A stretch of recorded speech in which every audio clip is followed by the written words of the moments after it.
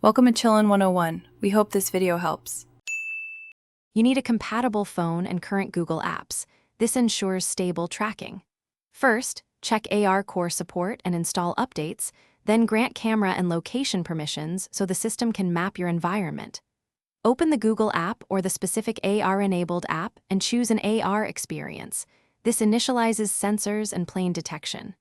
Once done, you'll see an onboarding prompt. Follow it to calibrate. Make sure to stand in a well-lit area and move your phone slowly so the app learns the space. You'll now build the scene by scanning surfaces. Move the device in a steady arc so the app captures planes and depth. When you tap a detected surface, the model appears. Use pinch to scale and two-finger twist to rotate because precise positioning matters for realism.